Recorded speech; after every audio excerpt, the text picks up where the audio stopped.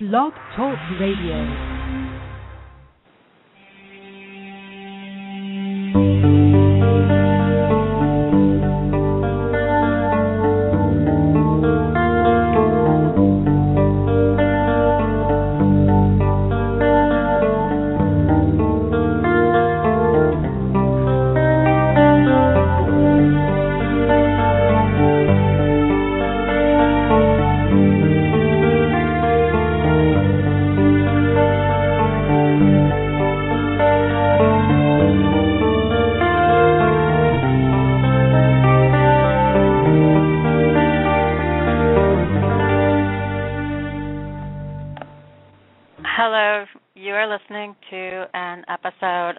Change Agents Hall of Fame. This is part 2 of The Coming Future, a New Feudalism. Last time James Brayville and myself, began a discussion comparing old feudalism to new futuristic feudalism, and Brayville apologized to the old feudalism, which I didn't really understand at the time, because I know that even though Marxism is detested because it destroyed many of the good things that were retained in feudalism, such as pastoral and peasant life, small villages, trade and artisanal cultures, etc., to me that doesn't mean that feudalism was great by any stretch of the imagination. And I'm pretty sure that the word feudal is referencing the word feud, as in between warring families over land and property. So again, why did peasants even need the protection of an overlord if not to be regarded as the property of the feudal lord and get caught in an attack by another family that they were feuding with? Again, a dispute between aristocrats that commoners got caught in. So, hi, Brave Wolf. Maybe you can illuminate me on this. Yeah, well, I'm going to have to disagree a little, but it's going to be very difficult. You make very valid points, very good points, and the origin of this word feud, is an interesting concept. So by way of defense of old feudalism, which will hopefully have meaning for us now because there contain seeds within old feudalism that were meant to be kept, and that you could find God and the soul within those seeds. So let me begin to try to address some of your very good points. Feudalism was attacked by the really decay that has led to the collapse of the human being. And so there must have been something within feudalism that was very valuable. And so maybe that's the dynamic that I want to preserve. There were two waves of Marxism. Most people think of Marxism as coming from Marx around 1848 and really affecting Red China and Soviet Union and South America, and now today Marxist America and the empire. But the first wave was, remember, Marxism is total control. So the first wave of Marxism, there was no Karl Marx, but there was this total control, and that was the absolute monarchy. Before, and again, I don't want to romanticize this feudalism, but before this absolute monarchy, which happened, really brought about by the French, Louis XIV, around 1680, where he centralized power, created a professional bureaucracy, and a military. and the nobles began to be too busy with social functions at court really to interfere with state affairs. So in 1680 you had the modern Marxist state where you had total control at the top, and they became an empire. And France, becoming a superpower, began to have colonies, which was really the maybe the death knell of the Europe we so love, this colonial period, which corrupted both the colonialists and the people who were being colonized. Both were damaged in this exchange. But that first wave of Marxism was to put all the power into the monarchs. And before, there was this delicate balance between monarch, noble, craftsman, farmer. And this was before the 17th century. And there was this pastoral balance, again, fragile, but we cannot just wipe it away with this kind of new history, because great craftsmanship was developed, great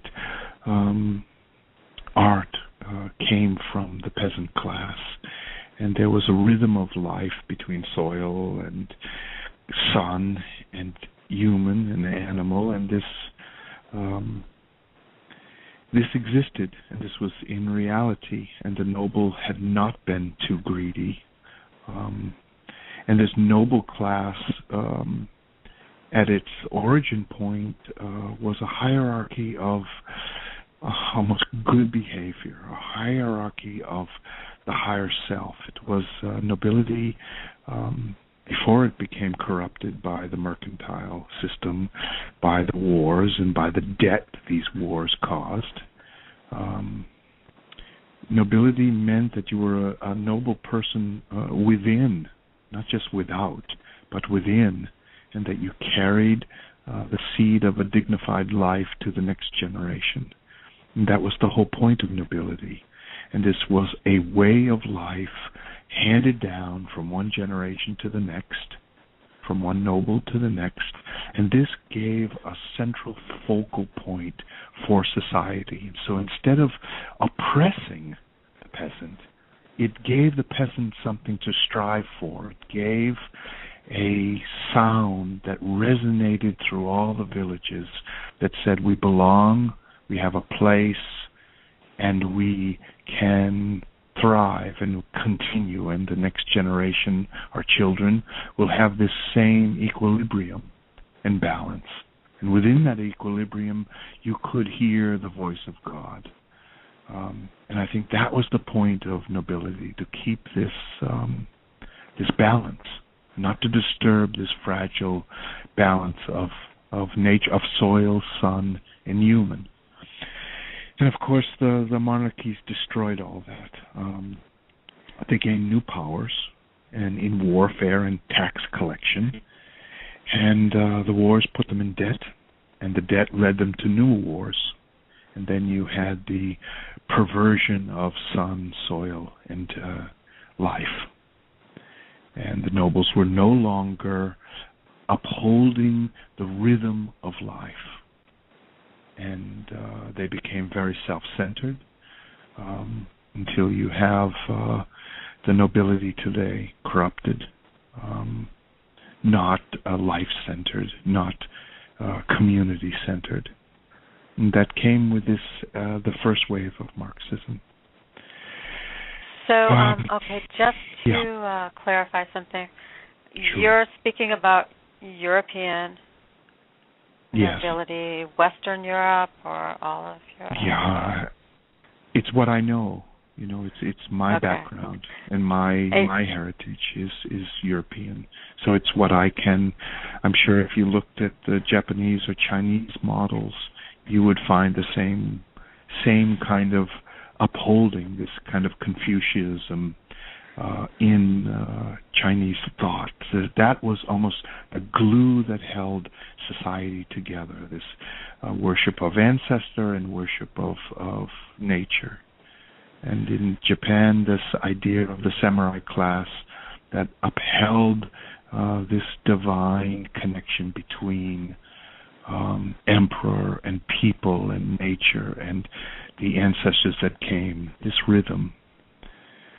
I want to go back to that in a minute, Sure. but first I want to ask you about, so you're saying that the older, more established families who became the nobility and owned a lot of the land in Europe were aware that they had a moral obligation, basically, to the people, in their area who lived on their ancestral lands and things like that, and that was degraded with the reign of Louis XIV, who, that was the Sun King, right, Louis XIV? Yes, that was the beginning of it all. Yeah, okay. He centralized. France became a superpower with him.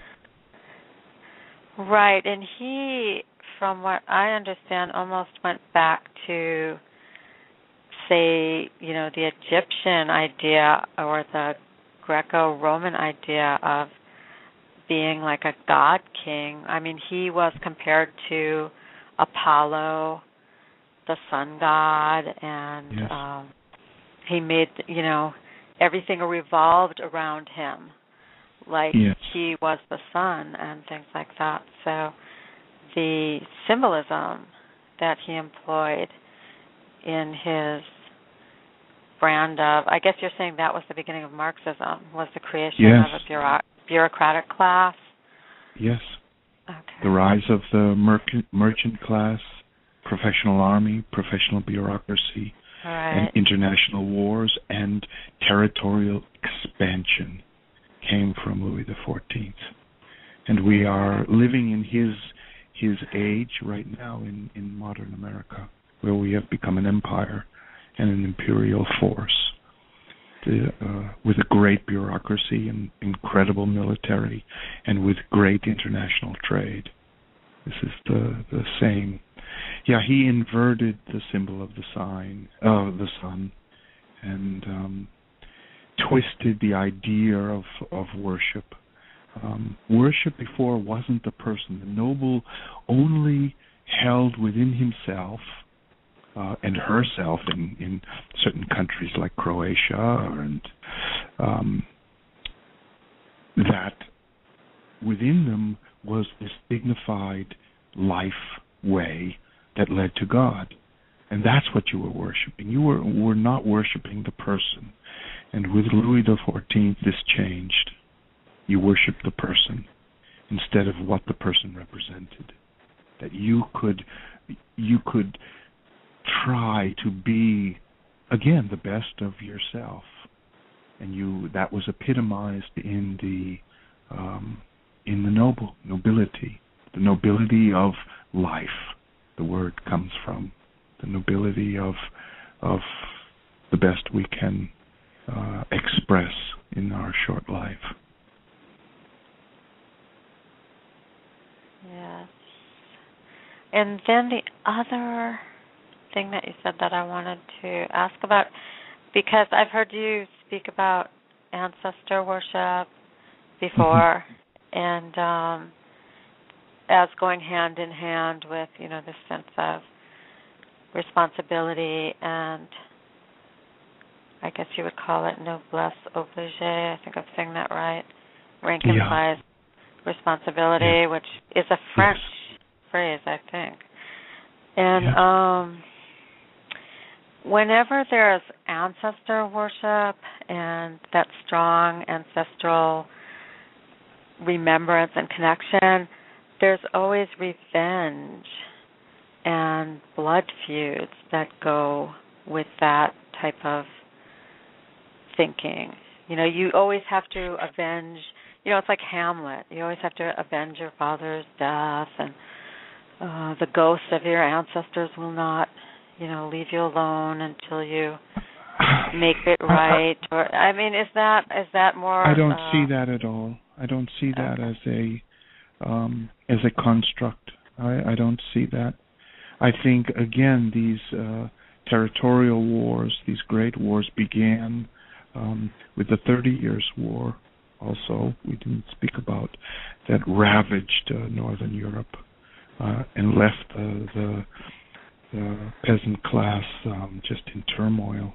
It's a miracle that Northern Europe survived the 30 Years' War.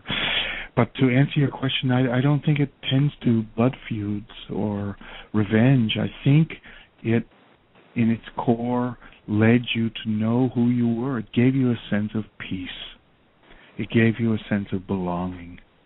I don't think it gave any kind of sense of violence or I'm going to snuff out this other, that's not my ancestors. I don't sense that at all. And I've been around very many people in Europe who really worship their ancestors and they don't know it at all. But they just within the look in their eye, within their little mannerisms, they are honoring what came before and what they do in this may sound trite, but it's not, in the tomatoes they grow. In their little summer gardens, in their little things to keep traditions going. They are worshiping their ancestors. They are saying, this is where I come from, and this is where I belong. This is what I am. This is my heritage. This is what gives me peace. This is what gives me meaning. These are my little idiosyncrasies that make me Serbian or German or French or Scandinavian or Italian or Sicilian or Greek. These are the manifestations of something beautiful that was put here by a great mystery. And I don't think it led to blood feuds. I think the modern European, in the good sense of the word, has long passed that, and they find commonality in their heritages and similarities in their heritages. I think these absolutisms, the two waves of Marxist total control, this created the blood feuds, these artificial blood feuds. I think people, especially in the peasant class, and I say this with the pride of the word, they find ways to get along. They really do. And I don't think that's a too syrupy analysis. I think wars are really not understood in all their complexities and their demonism. And I don't put these wars, say, from the 1600s up to now on the average person and their worship of ancestors. These wars are almost a ritual act of sacrifice.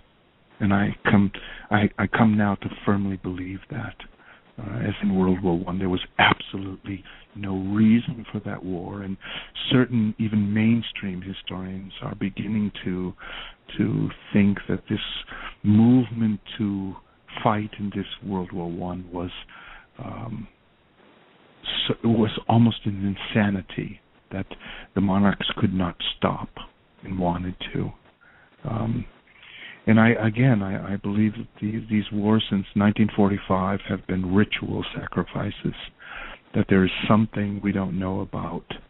And we are now all the peasant class in this new feudalism.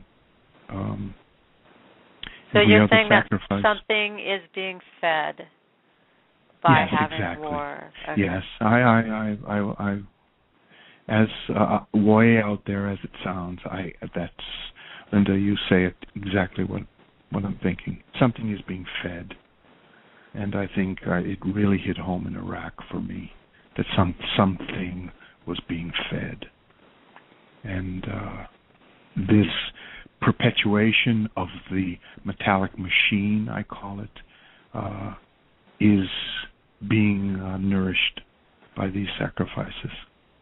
somehow. And I don't think it's just a geopolitical or a material feeding. I think it's on an occult level. Yes, something is being fed, something dark, something sinister that has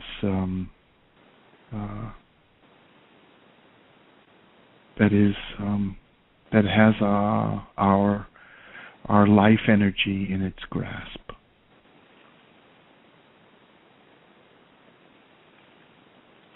And this leads to the future of life, because not just human life, but we are responsible and to our neighbors, the animals, the trees, all of it. We are responsible. And if we were given a higher intelligence, that means we have more responsibility to protect the diversity of what is obviously so beautiful on this planet. And I noticed that beauty from a little boy, that there are moments where this is really a special place to be, and that it's like a miracle. And this is what is being sacrificed, I think, to create this new human where we are looking down. My trip up from Washington was surrounded by thousands of people, basically, with their eyes down, looking at this little device that everyone holds in their hands. It was almost terrifying. I mean, they were all texting? Yeah, constantly. Yeah. Texting, reading their Facebook, their scrolling, constantly. This was really, they are wired in. And there's where will they have time to see the beauty of things? And perhaps this is, the beauty is leaving the world. As with this new human class is creating really an anti-beauty, a non-beauty. So there really won't be anything beautiful to look at anymore. So this, how do you get people to step away from this device and really say there's an essence within that tree, there's an essence within that light, there's a certain special light in the day that the great artists wanted to paint. So what is it in that light? What is it in that grove of trees? What is it in that wind and the smell of summer, the smell of fall? What is magical about the smell of wood burning in a fireplace? What is it that links us to our heritage and why we like certain things? All of that is dying away. And all of that was, for me, growing up, it was a miracle. The smell of bread baking. I mean, it's this tiny, small thing. And then I think most of the people I sat with on my trip up from Washington will never know those things. And that is, again, kind of summarizing what these two radio shows have been trying to convey, is that this new human is totally disconnected from reality. I had a friend tell me the internet is not real. And I said, yeah. And they said, you can't really make friends on the internet. You don't really, it's not real. There's no exchange of energy. And then I thought, well, if the energy, but the point was, if the internet is not real, and we are spending so much of our life on the internet, then I think the next logical step is that we become not real. Oh, I agree. People are living virtual reality lives. I mean, that in some ways was the original intent of a lot of these things. Yes, and maybe that is the third way. I don't feel like I lived through.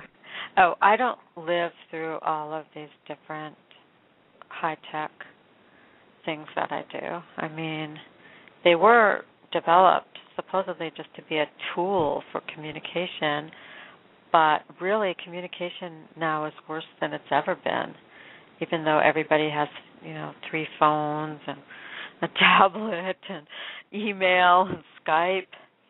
It's people are not really communicating. And, the internet, because it's a machine, it filters out all of the little subliminal cues that people give each other socially that make a real relationship. It filters out expressions, and it filters out mannerisms and tics and voice inflections. Or, for instance, it's really hard to be sarcastic in an email. I mean, a lot of times people don't know what you're talking about. So, I agree with you. Let's get back to medieval feudalism. Because sorry for the digression, but it it wasn't a digression. It fit, the discussion, and but I mean, because you have said to me that a lot of like the Robin Hood stories, and there are very few medieval dramas that don't include a dark feudal lord villain. That these types of things are part of the propaganda against or for the original Marxism, I guess you would say. Justifying. Right. Marxism in each wave, perhaps we're living in the third wave, but Marxism in each wave was a leveling, was to say that there really isn't something to strive for, that this is a material world, and these people who call themselves nobles, they had no right to this title. Yes, but I think in the beginning they earned that title.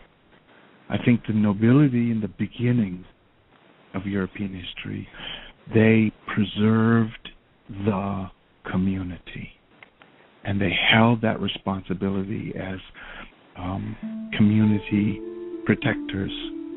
And of course that became corrupted because the fish rots from the head. But I think at the very beginning they kept our human societies continuing, and they must not have been all bad. Well, and there are also complex issues around the fact that European aristocrats married into merchant families, married their sons and daughters into merchant families because that was where the money was, and they did it to preserve their castles and their ancestral lands. They were losing all their money at the turn of the century, and then, on some level they married down because, it was, a lower class, but then at the same time they needed the money. So, I mean, there's that whole history, especially in England.